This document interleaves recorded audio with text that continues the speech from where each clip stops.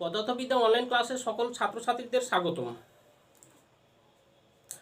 আজ আমরা পদার্থবিজ্ঞানের চতুর্থ অধ্যায়ের নিউটনিয়ান বলবিদ্যা নিয়ে আলোচনা করব।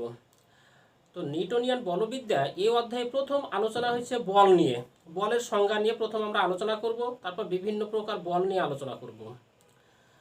তো দেখো, শুরুতে আমি যেটা আলোচনা লিখতেছি যে নিউটনিয়ান বলবিদ্যা। তো এই নিউটনিয়ান বলবিদ্যা এটা হচ্ছে অধ্যায়ের নাম, চতুর্থ অধ্যায় নিউটনিয়ান বলবিদ্যা। নিউটনিয়ান বলবিদ্যা, এই নিউটনিয়ান বলবিদ্যায় প্রথম যে টপিক সেটা হচ্ছে বল নিয়ে আলোচনা করা হয়েছে। তো বল কাকে বলবো আমরা? প্রথম যে আলোচনা সেটা হচ্ছে বল। তো বল, এই বল কাকে বলবো? এই বলকে ইংলিশে ফোর্স বলা হয়। ইংলিশে বলা হয় কি? Force, FORCE, force.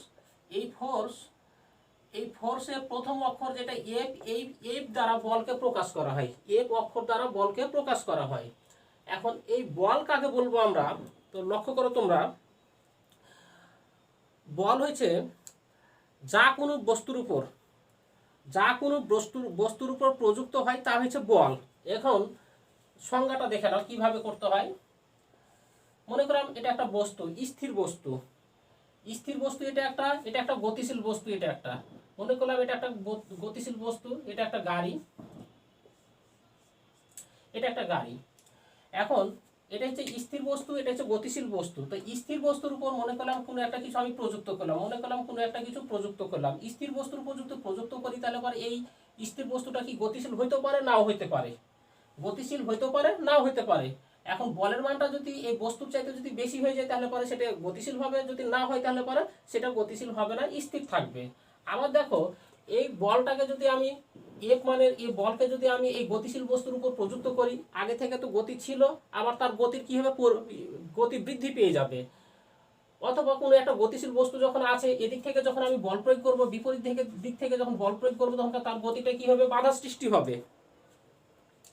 তো বলের সংজ্ঞাটা হবে এ ধরনের: যা কোনো স্থির বস্তুর উপর প্রযুক্ত হয়ে তাকে গতিশীল করে বা করতে চায়, অথবা গতিশীল বস্তুর উপর প্রযুক্ত হয়ে তার গতির পরিবর্তন করে বা করতে চায়, তাকে আমরা বল বলবো। তাহলে বল কাকে বলবো? আবারও বলতেছি, যা কোনো স্থির বস্তুর উপর প্রযুক্ত হয়ে তাকে গতিশীল করে বা করতে চায়, অথবা গতিশীল বস্তুর উপর প্রযুক্ত হয়ে তার গতির পরিবর্তন করে বা করতে চায়, তাকে বলবো আমরা বল। এই বলকে এফ অক্ষর দিয়ে প্রকাশ করা হয়। এই বলের একক হচ্ছে নিউটন। এই এককগুলো নিয়ে পরে আমরা আলোচনা করব। বলের একক হচ্ছে নিউটন। এই বলের একক বিজ্ঞানী নিউটন আবিষ্কার করেছিলেন, এই জন্য তার নাম অনুযায়ী এর নামকরণ করা হয়েছে নিউটন। এখন আমরা আলোচনা করব বিভিন্ন প্রকার বল। কত ধরনের বল রয়েছে সে বলগুলো নিয়ে আমরা এখন আলোচনা করব। পৃথিবীতে 4 ধরনের বল রয়েছে এবং এই বলগুলোকে মৌলিক বল বলা হয়। তো এই মৌলিক বল হয়েছে 4 ধরনের। তো এই 4 প্রকার বল হয়েছে, প্রথমটা হয়েছে মহাকর্ষ বল। প্রথমটা কি? মহাকর্ষ বল। মহাকর্ষ বল। দ্বিতীয়টা হয়েছে দুর্বল নিউক্লিয় বল। দুর্বল নিউক্লিয় বল।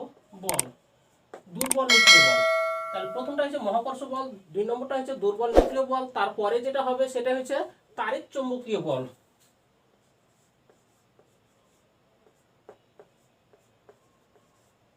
তাড়িৎ চৌম্বক বল।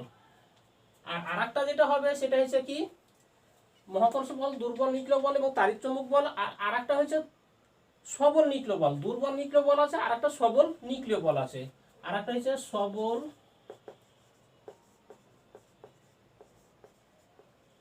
নিউক্লিয় বল। তাহলে এটা হচ্ছে প্রথম, এটা হচ্ছে দ্বিতীয়, এটা হচ্ছে তৃতীয়, এটা হচ্ছে চতুর্থ। এই 4 প্রকার বল রয়েছে পৃথিবীতে। এই বলগুলো হচ্ছে মৌলিক বল। এখন প্রথম আমরা আলোচনা করব এই মহাকর্ষ বল এবং এই প্রত্যেকটা বলের তুলনা আমরা নির্ণয় করব। তো মহাকর্ষ বল কাকে বলবো সেটা নিয়ে এখন আমরা আলোচনা করব। তো প্রথমে 1 নম্বর হচ্ছে মহাকর্ষ বল।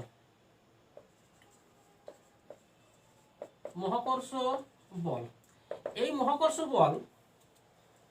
মহাকর্ষ বল কি জিনিস? পৃথিবীতে দুটো বস্তুর মধ্যে যে আকর্ষণ বা বিকর্ষণ হয়, সে আকর্ষণ বা বিকর্ষণ বলটাকে বলবো আমরা মহাকর্ষ বল।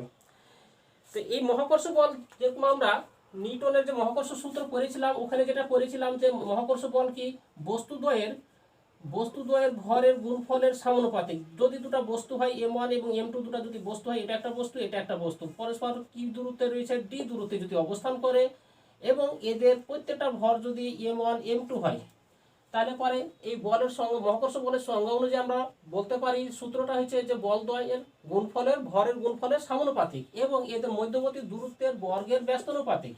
এটা ছিল মহাকর্ষ বলের সূত্র। এখন এটা ইকুয়াল টু লিখতে পারি আমরা কি একটা সমানুপাতিক ধ্রুবক পাবো, সেই ধ্রুবকটাকে আমরা জি দিয়ে প্রকাশ করেছিলাম। এটা হচ্ছে সার্বজনীন বল ধ্রুবক, G into m1 m2 by D square. কিন্তু আসলে আমরা এখানে সেই জিনিস নিয়ে আলোচনা করব না, সেটা শুধুমাত্র দেখালাম যে মহাকর্ষ বলটা কাকে বলে। তো এই মহাকর্ষ বল হচ্ছে পৃথিবীতে যে কোনো দুটো বস্তুর মধ্যে যে আকর্ষণ বল তা হচ্ছে মহাকর্ষ বল। এই আকর্ষণ বলের মধ্যে কি হতে পারে? পৃথিবী হতে পারে, চন্দ্র হতে পারে, একটা গাছে দুটো আম হতে পারে, একটা মানুষ আর একটা মানুষের সাথে হতে পারে। এই বিভিন্ন দুটো বস্তু যাদের ভর রয়েছে, এই দুটো ভরযুক্ত দুটো বস্তুর মধ্যে যে আকর্ষণ, সে আকর্ষণ বলটা হচ্ছে মহাকর্ষ বল। তাহলে মহাকর্ষ বল হচ্ছে এটা। এই মহাকর্ষ বলবাহী কণিকা এই আদান প্রদান, এই দুটো বস্তুর মধ্যে যে বল যে আদান প্রদান করতেছে, এর জন্য একটা কণিকা রয়েছে। এই কণিকাটার নাম হচ্ছে গ্রাভিটন।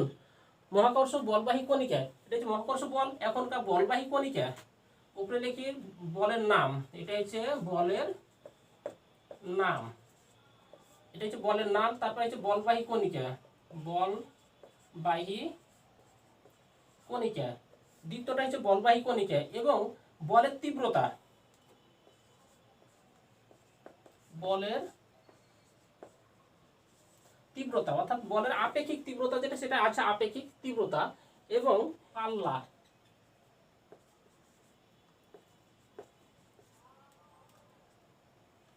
এটা একটা। তারপরে আমরা আলোচনা করব কি যে কার্যকারিতা, কোথায় কোথায় এই বলগুলো।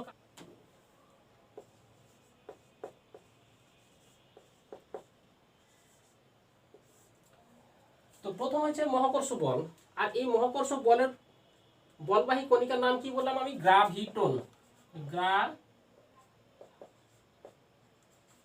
গ্রাভিটন, এটা হচ্ছে বলবাহী কণিকা। এবং এই বলের তীব্রতা সবচাইতে দুর্বল বল মহাকর্ষ বল। এই বল অন্যান্য বল যে চার প্রকার বল দেখলাম আমরা, সবল বল, নিউক্লিয় দুর্বল বল এবং তাড়িৎচুম্বকীয় বল, এদের ভিতরে সবচাইতে দুর্বল বল হচ্ছে মহাকর্ষ বল। এবং এই বলের তীব্রতা মনে রাখবা তোমরা সবসময় 10⁻0। আর এই 10⁻0 ইকুয়াল টু কত লিখতে পারবো আমরা? 1 লিখতে পারবো। আর এই বলের পাল্লা হচ্ছে অসীম, এই বলের পাল্লা হচ্ছে অসীম। এবং কার্যকারিতা, এই কার্যকারিতা হচ্ছে যে গ্রহ নক্ষত্র ইত্যাদি যে ঘূর্ণন, এই যে বিভিন্ন গ্রহ উপগ্রহগুলো যে একটা অপরকে কেন্দ্র করে যে ঘুরে, এই ঘূর্ণনের ফলে এই বলগুলো সৃষ্টি হয়েছে। অর্থাৎ গ্রহ উপগ্রহের ঘূর্ণন, গ্রহ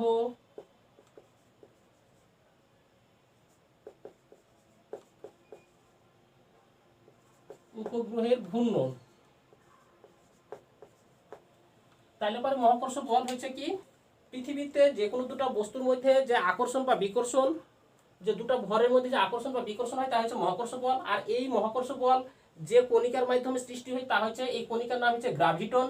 এবং এই বলের পাল্লা হচ্ছে অসীম পর্যন্ত এবং এই বলের তীব্রতা হচ্ছে 10⁻0 অর্থাৎ 1। অন্যান্যগুলোর সাথে তুলনা করলে এটাই করতে পারবো আমরা। কার্যকারিতা হয়েছে কি গ্রহ এবং উপগ্রহের ঘূর্ণনের ফলে এই বল কার্যকারিতার ভূমিকা রাখে। এখন আমরা আলোচনা করব দুর্বল নিউক্লিয় বল নিয়ে। দুর্বল নিউক্লিয় বল, দুর্বল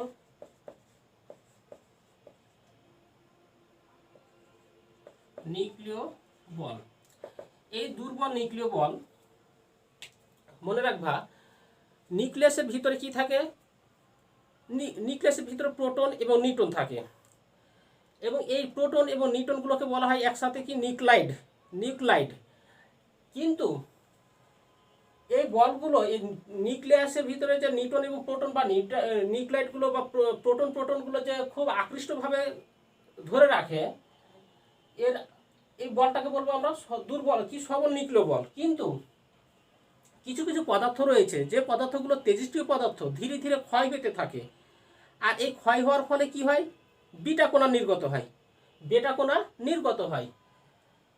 যার জন্য এই বলগুলো অত্যন্ত দুর্বল বিধায় কিন্তু বস্তুগুলো ধীরে ধীরে সময়ের সাথে ক্ষয়প্রাপ্ত হইতে থাকে।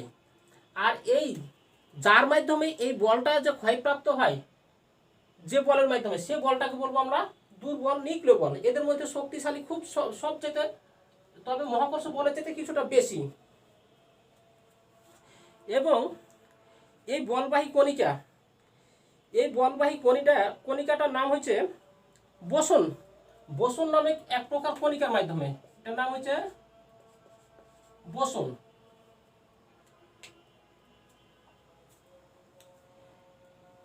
বোসন নামক এক প্রকার কণিকার মাধ্যমে এই বলের এই আদান প্রদান হয়ে থাকে।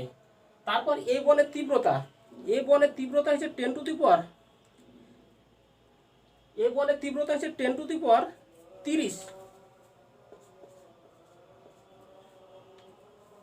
এবং তার পাল্লা, এই পাল্লার মান হচ্ছে 10 to the power -6 metre, 10 to the power -16 metre.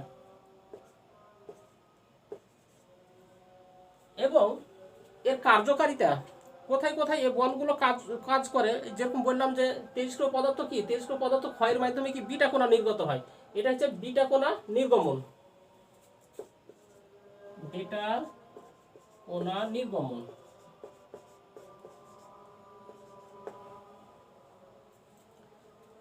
এখন আমরা আলোচনা করব 3 নম্বর।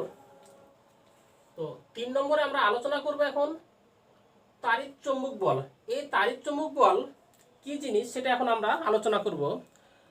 তাড়িৎ চৌম্বক বল আমরা তড়িৎ ক্ষেত্র এবং চৌম্বক ক্ষেত্র যখন আলোচনা করব তখন আমরা দেখব। তারপরে এখন আমি সিম্পল একটু আলোচনা করে ফেলি। তাড়িৎ চৌম্বক বল হচ্ছে তড়িৎ ক্ষেত্র এবং চৌম্বক ক্ষেত্র পরস্পর কিন্তু ঘনিষ্ঠ একটা জিনিস। তড়িৎ বল কি জিনিস, দুটো চার্জের মধ্যে যে আকর্ষণ বা বিকর্ষণ সৃষ্টি হয় তা হচ্ছে তড়িৎ বল। তড়িৎ বলের সংজ্ঞা অনুযায়ী কি লিখতে পেরেছিলাম আমরা, যে তড়িৎ বল কি করে, যে চার্জ দ্বয়ের গুণফলের সমানুপাতিক এবং এদের মধ্যবর্তী দূরত্বের বর্গের ব্যস্তানুপাতিক, এটা হচ্ছে তড়িৎ বল। এবং চৌম্বক বলের সংজ্ঞা কি পেয়েছিলাম আমরা, চৌম্বক বলকে কি, এটাকে তড়িৎ বলকে Fe দিয়ে প্রকাশ করবো এবং চৌম্বক বলকে Fb দিয়ে প্রকাশ করবে। এবং Fb এটা সমান কি লিখতে পারবো, QVB, এটা QVB, এটা হচ্ছে চৌম্বক বল।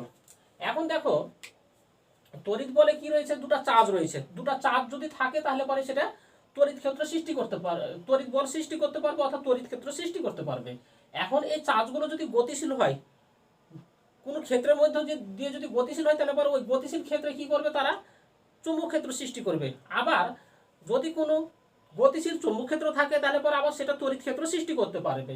যার জন্য তড়িৎ ক্ষেত্র এবং চৌম্বক ক্ষেত্র পরস্পর কিন্তু একটা ঘনিষ্ঠ একটা সম্পর্ক রয়েছে। আর এই যে ঘনিষ্ঠ সম্পর্কের ফলে যে বলটা তৈরি হবে সে বলটার নাম হচ্ছে তাড়িৎ চৌম্বক বল। আর এই বলবাহী কণিকা রয়েছে একটা, যে যার মাধ্যমে বা যে সকল কণিকার আদান প্রদানের মাধ্যমে এই বলটা সৃষ্টি হয় তা হচ্ছে বলবাহী কণিকা।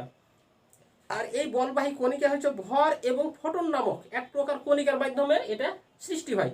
ফোটনের গতিপথ দেখবা এভাবে, ফোটনগুলো এভাবে চলাফেরা, ফোটনকে আমরা এভাবে প্রকাশ করতে পারি। তো এটা নিয়ে এখন আমরা যখন আলোচনা করব আলোকবিদ্যা অধ্যায় তখন এ নিয়ে আলোচনা করব, ফোটন নিয়ে আপেক্ষিক অধ্যায়ে যেগুলো। তো যাকে এগুলো নিয়ে এখন আলোচনা করবো না, শুধুমাত্র এখন আমরা আলোচনা করব তাড়িৎ চৌম্বক বল নিয়ে। আর এই তাড়িৎ চৌম্বক বলবাহী কণিকার নাম হচ্ছে, আমরা কি দিতে পারি এখানে, ভর আর আরেকটা হচ্ছে কি, ফোটন, ভর এবং ফোটন। এবং এই বলের যে আপেক্ষিক তীব্রতার মান, মহাকর্ষ বলকে যখন আমরা 10 টু দি পাওয়ার 0 এবং দুর্বল নিউক্লিয় বলকে 10 টু দি পাওয়ার 30, এবং এই বলের তীব্রতা এই বলের তুলনায় অনেকটা বেশি। এবং কি পরিমাণ বেশি সেটা এখন আমরা লিখব। এই বলের আপেক্ষিক তীব্রতার মান তুলনামূলকভাবে 10 to the power 39, 10 to the পাওয়ার 39 থেকে 10 টু দি পাওয়ার 40 পর্যন্ত। তাহলে 10 টু দি পাওয়ার 39 বা 10 টু দি পাওয়ার 40, এটাও হতে পারে এটাও হতে পারে, বা হয়তো বা এই দুটার মিডিলে কোনো একটা সংখ্যা হতে পারে, যার জন্য এটা বা এটা আমরা লিখতে পারি। এখন এই বলের পাল্লা কি পরিমাণ, কত দূর পর্যন্ত এটা কাজ করতে পারে। এখানে যেরকম মহাকর্ষ বলের সম্বন্ধে অসীম পেয়েছিলাম, ফর্মুলাটা ঠিক এ ধরনের ছিল, F = G × m1 × m2/d²। ঠিক একই রকম ভাবে এটারও ক্ষেত্র কিন্তু অসীম হবে, এটারও ক্ষেত্রে এই পাল্লাটা যেটা পাওয়া যাবে সেটা হচ্ছে অসীম। এটাও অসীম। এবং এর কার্যকারিতা, এই বল কোথায় কাজ করে? এই বল পরমাণু এবং অণু গঠন করতে সাহায্য করে। এই বলগুলো পরমাণু এবং অণু গঠনে সাহায্য করে।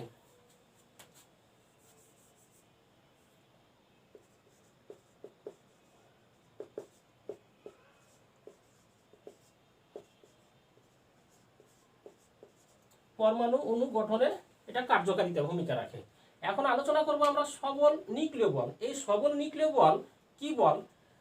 আমরা প্রত্যেকে জানি যে কোনো একটা পদার্থের ভিতরে কি আছে? নিউক্লিয়াস রয়েছে। আর এই নিউক্লিয়াসের ভিতরে কি রয়েছে? পদার্থের কেন্দ্রবিন্দুতে রয়েছে নিউক্লিয়াস, আর নিউক্লিয়াসের বাইরে কি রয়েছে? কক্ষপথে ইলেকট্রন, ঘূর্ণনশীল ইলেকট্রন রয়েছে। এবং এই নিউক্লিয়াসের ভিতরে কি রয়েছে? প্রোটন এবং নিউট্রন রয়েছে। আর এই প্রোটন এবং নিউট্রনগুলোকে বলা হয় নিউক্লাইড বা নিউক্লিয়ন। তো এই নিউক্লিয়নগুলো প্রোটন এবং নিউট্রন কি একটা হচ্ছে প্রোটন আর একটা হচ্ছে নিউট্রন। এখন দেখো, এই প্রোটন আবার প্রোটন নিউট্রন অথবা নিউট্রন এই সকল কণিকার মধ্যে, অর্থাৎ প্রোটন প্লাস প্রোটন, আবার প্রোটন প্লাস নিউট্রন, আবার হচ্ছে প্রোটন, আবার কি হতে পারে? নিউট্রন প্লাস নিউট্রন, এই সকল কণিকার মধ্যে আকর্ষণ সৃষ্টি হতে পারে। যখন আকর্ষণ যদি সৃষ্টি হয় তাহলে পরে গঠন হতে পারে। আবার দেখা যায় যে প্রোটন হচ্ছে ধনাত্মক চার্জবাহী কণিকা, প্রোটনের চার্জ ধনাত্মক, যখন দুটো প্রোটন একসাথে করবে তখন তো বল গঠন করার কথা না, তাহলে পরে একে অপরকে ভেঙে ছিটকে পড়ে যাওয়ার কথা, কিন্তু তার ছিটকে পড়ে না। তাহলে পরে কি হয়েছে?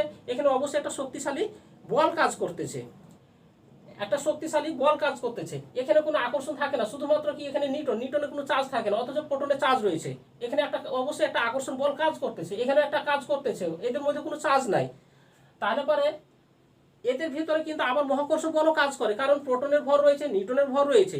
কিন্তু এই মহাকর্ষ বলটা একদম নগণ্য পরিমাণ বল, যার জন্য এখানে যে বলটা ভূমিকা রাখবে সেটা হচ্ছে একমাত্র এই যে সবল নিউক্লিয় বল। এই নিউক্লিয় বলটাই ভূমিকা রাখবে, মুখ্য ভূমিকা পালন করবে সবল নিউক্লিয় বল। তো এই যে আকর্ষণ বলটা যে কাজ করতেছে, এই কাজ করতেছে কোন কণিকার মাধ্যমে? সে কণিকাটার নাম হচ্ছে মেসন কণিকা। এই মেসন কণিকার মাধ্যমে কিন্তু একটা আর একটার উপর কিন্তু আকর্ষণ বল সৃষ্টি করতেছে। তো আদান প্রদান বা বলবাহী কণিকার নাম হচ্ছে, আমরা লিখবো কি? মেসন। এটা তাহলে কি? মেসন হচ্ছে বলবাহী কণিকার নাম। এবং এই বলের তীব্রতার মান কত সেটা এখন আমরা দেখব। এই বলের তীব্রতার মান সবচেয়ে বেশি মহাকর্ষ বল যখন 10⁻0 ছিল, দুর্বল নিউক্লিয় বল যখন 10⁻30 ছিল, এবং তাড়িৎ-চুম্বকীয় বল যখন 10⁻40 ছিল অথবা 10⁻39 ছিল, তখন এই মহাকর্ষ কি বলে সবল নিউক্লিয় বলের পাল্লা কি আপেক্ষিক তীব্রতা অনেক বেশি। এবং বেশিটা কত? 10⁻42 এত, 10⁻42 অথবা 10 কখনো কখনো এটা হইতে পারে 10⁻41 বা 10⁻42, এটার মতনই কম বেশি হইতে পারে। এবং এই বলের পাল্লা কতটুকু পর্যন্ত এই বলের পাল্লা কাজ করে সেটা এখন দেখি। এই বলের পাল্লা এখানে কি ছিল? দুর্বল নিউক্লিয় বলের পাল্লা ছিল 10⁻16, কিন্তু এখানে সবল নিউক্লিয় বলের পাল্লা হচ্ছে 10⁻, এটার চাইতে কিছুটা কম বলতে কতটুকু কম? 10⁻−15 এত মিটার। এবং এর কার্যকারিতা হচ্ছে নিউক্লিয়াসের ভিতরে যে প্রোটন, নিউট্রন এগুলো যে আছে, অর্থাৎ নিউক্লিয়নগুলোকে নিউক্লিয়াসের ভিতরে আবদ্ধ রাখা, নিউক্লিয়ন গুলোকে নিউক্লিয়াসের ভিতর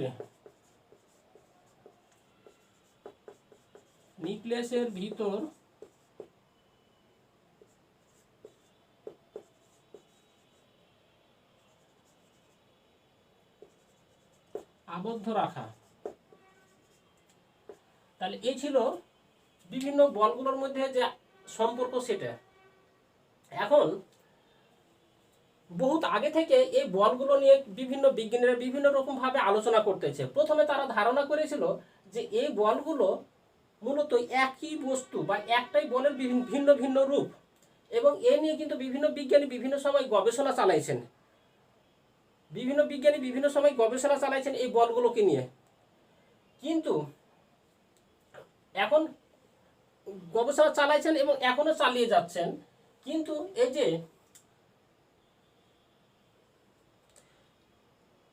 দুর্বল নিউক্লিয় বল এবং তাড়িৎচুম্বকীয় বল নম্বর এবং 3 নম্বর, দুর্বল নিউক্লিয় বল এবং তাড়িৎচুম্বকীয় বল, এই বল দুটাকে একটা বলের ভিন্ন ভিন্ন রূপ হিসেবে চিহ্নিত করতে সক্ষম হয়েছেন বিজ্ঞানীরা।